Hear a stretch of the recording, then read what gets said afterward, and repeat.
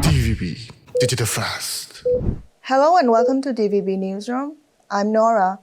Joining me today is Scot Marciel, the former U.S. ambassador to Myanmar and the author of Imperfect Partners, the United States and Southeast Asia. Thank you for joining me today, Mr. Marciel. It's my pleasure. You were the U.S. ambassador to Myanmar from 2016 to 2020 during Aung San Suu Kyi's National League for Democracy government. How was your relationship with the NLD during this time? It was generally quite good. There were some difficult times, for sure, particularly during the crisis in Rakhine. But overall, I think, we were very supportive of the reform effort and the effort to build democracy. And so that made for a good partnership. The NLD won landslide victories in the 2015 and 2020 elections, defeating the military's Union Solidarity and Development Party. Do you think this could be a reason for the coup rather than unproven allegations of voter fraud? Yeah, absolutely. The allegations of voter fraud were just an excuse. The military, I think, clearly was afraid that another term of an NLD government would lead to a weakening of its position, not only politically, but economically. And so that was, I'm sure, the reason for the coup. So the military felt threatened? I think. I confess in my 4.5 years in Myanmar, I can't say I ever fully understood the thinking of the Myanmar military. But from everything I've heard and learned, they were concerned that their power would be, that the NLD would gradually chip away at the military's power. And what about the generals themselves? What was your relationship with the Min Aung Hlaing and the Myanmar military during your tenure? Not very good.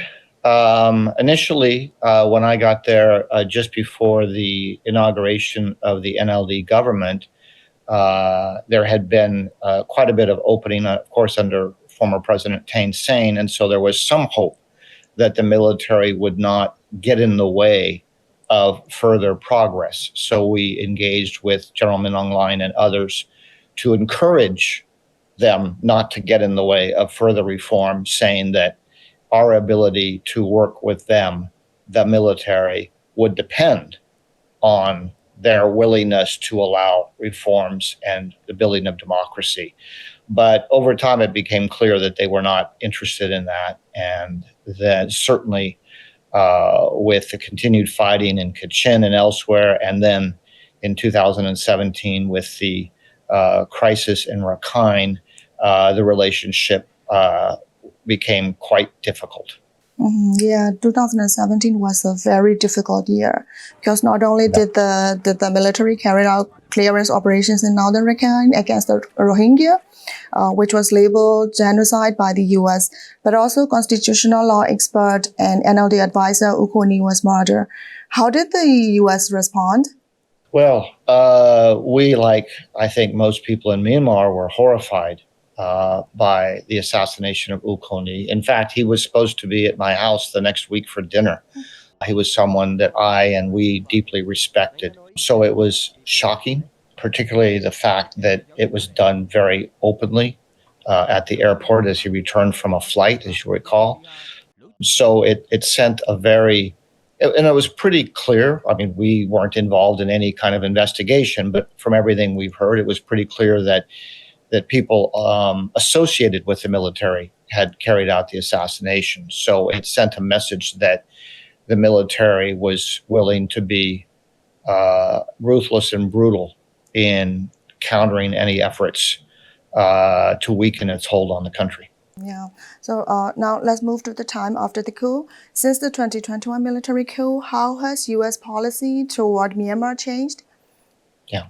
Well, I would say even before the coup, enthusiasm in Washington for the Myanmar sort of effort to carry out reforms had declined somewhat, mostly because of the crisis in Rakhine. That led to a fair number of people in Washington being quite discouraged.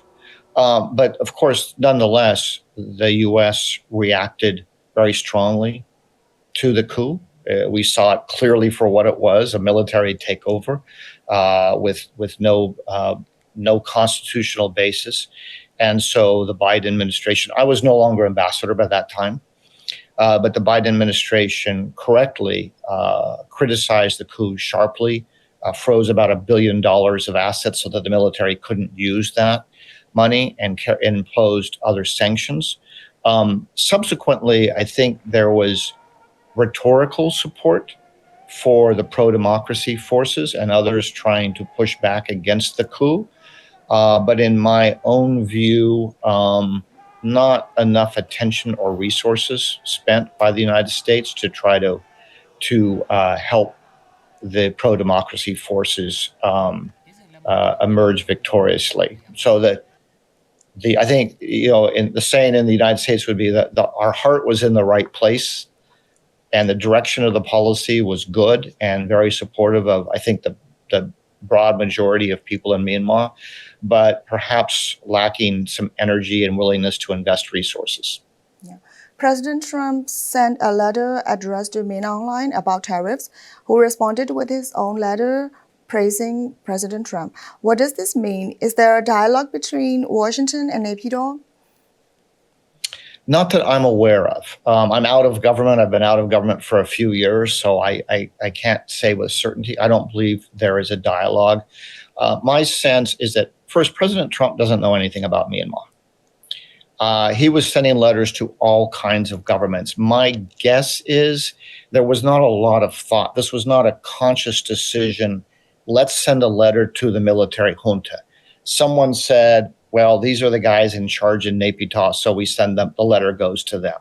I think it was no more than that, is my opinion, because I don't think either the president or the people around him were thinking deeply about the situation in Myanmar when they sent that letter.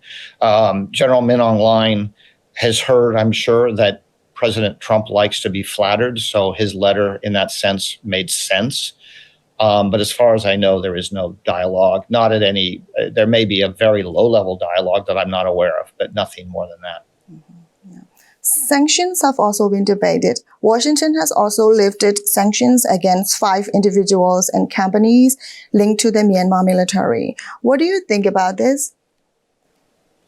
Well, I think in general, even under the Biden administration, there was a wariness to impose broad sanctions because the experience in the past before, 2010 to 2012 was that I think a broad consensus emerged in Washington that broad sanctions tended to hurt average people in Myanmar.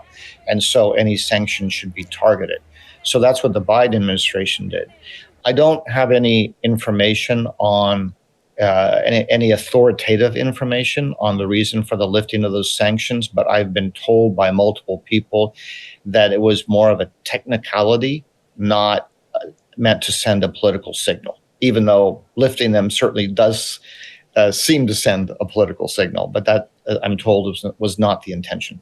Mm-hmm. Now to the regime's plan for elections. The regime in Naypyidaw has announced that it will hold elections starting on December 28th. Many Western countries have already called it a sham election since the NLD can't participate. Do you think these elections will take place? I think there's a good chance they will take place. Yes. I absolutely agree that if they happen, they will be a complete sham. First, there's no need for them because there were, of course, legitimate elections in 2020. Second, not only can the NLD not participate, but you're in a state of conflict with an illegitimate junta trying to run elections that there's no evidence most people in Myanmar want or believe are necessary. So I think probably the elections will go ahead. They will be a sham. It may be sufficient for some neighboring countries to applaud them and say now everything's fine, but they won't actually, I don't think, do anything to fundamentally solve the crisis. Could this give the regime more cover internationally? Maybe some, but the countries that are, in my view, most likely to applaud them or welcome them China, perhaps India, maybe a few others, they're already supporting the junta. After being a little bit cautious for a while, China has clearly embraced the junta now, including visits by General Min Aung Hlaing. So it might make some difference. There may be a few other countries that applaud them and are willing to work with the junta, but I don't think it will make a huge difference. Yeah. And what about the U.S. positions on this? The State Department has told U.S. officials to avoid commenting on elections around the world. Does this mean Washington will not criticize elections in Myanmar? To be honest, normally I could predict what the U.S. will do. Under the Trump administration, it's very hard to predict because the normal approach that we've taken for decades is no longer applicable under the Trump administration. So honestly, yeah, we should speak out and make it clear that we do not think these elections are legitimate and that they should not be respected by the international community. But I have no idea, frankly, what the Trump administration will do. It's very unpredictable. Other countries are taking a different stance. China, Russia, and several regional ASEAN countries have expressed support for the regime's elections. What do you think about that? Well, it's unfortunate, but not surprising. Russia, obviously doesn't care about free elections anywhere. It's simply trying to increase its own influence and sell weapons. China is, I would say, more concerned with, they're hoping, I'm guessing, that these elections will calm things in Myanmar because they don't care about democracy or the well-being of the Myanmar people. They care about having enough stability for their investments to go forward. So that's not surprising. And ASEAN, I've heard different things from different ASEAN countries. I don't get the sense that ASEAN is united on this. So some countries may welcome them, partly because they don't know what else to do. For ASEAN, the crisis in Myanmar is a bit of an embarrassment because under the ASEAN centrality, ASEAN is supposed to be the one to try to resolve it. Now, I don't think ASEAN could resolve it no matter what, but I think they're hoping, some countries in ASEAN may be hoping that these elections lead to a period of less conflict and more stability so they can focus on other things. But we'll have to see what ASEAN as a whole does and what all the individual member countries decide. What kind of changes are needed within ASEAN regarding its 5-point consensus, which ASEAN chair Malaysia once implemented before elections? Yeah, I'm not a big fan of the 5-point consensus. I applaud ASEAN for moving back in 2021 to try to put some pressure on the generals to end the political violence. But the trouble is that the 5-point consensus does not reflect the reality of Myanmar. There's no way the military is just going to stop killing people or engage in a genuine political dialogue. I don't even know what that would look like. So I think it's, and I think a lot of people in ASEAN understand that, but they don't have a better idea. So they continue to support it, as do a number of other countries, because they simply have no better idea. So for me, again, I applaud ASEAN's initial effort, but the 5-point consensus was born dead, and it's still dead. Could ASEAN still play a role?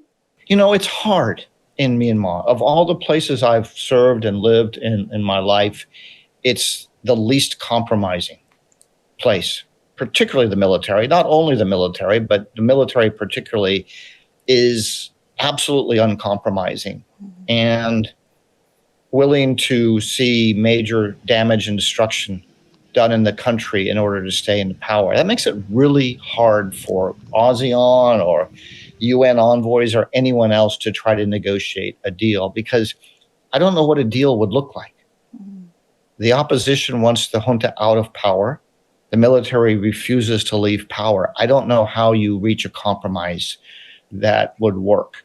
So I would like to see ASEAN put more pressure on the generals, but that's not really what ASEAN does. and they're certainly not going to impose sanctions or anything like that. So I think until the situation inside Myanmar changes and there is an opening for progress, then I think ASEAN can play a helpful role. But until then, frankly, I don't think there's much it can do. Mm-hmm. And how about China's role? Could China's increasingly overt support for the regime be one reason ASEAN's approach has failed? I don't think it's the reason ASEAN's approach has failed, but it's certainly very unhelpful. It's given the junta some momentum after it looked like the resistance had quite a bit of momentum. Clearly, China's put a lot of pressure on some of the ethnic armed organizations to sign ceasefire agreements or stop fighting, and it's also provided support for the junta. So I think that has made the situation worse and actually moved the country further away from a possible solution. But I wouldn't blame that for the failure of the ASEAN effort. I think the ASEAN effort had failed because of the military, mostly. The Myanmar military, the ASEAN effort had failed well before that. What does the return of Deputy Chief of Mission Douglas Sonic to Myanmar mean for relations with the U.S.? Doug Sonic is a professional diplomat. I know him very well. He's very capable. It's a normal rotation. It does not, as far as I know, I don't have any reason to believe that that signifies any change in the U.S. approach. It's a normal rotation. So before we wrap up, is there anything else you would like to say to the people of Myanmar? I wish I had something to say that would, along the lines of it's all going to be resolved in the next 6 months. Unfortunately, the situation looks very dire. I and so many other people who know Myanmar feel so sad for the suffering of the Myanmar people.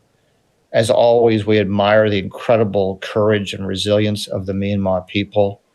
I think they are right to feel that the international community has let them down. But all I can say is there are a lot of us who know Myanmar who care very deeply and offer. All we can do at this point is offer our hope and to try to keep the issue alive so that it isn't ignored in the international community. Yeah. Thank you for your time, Mr. Marciel. Thank you.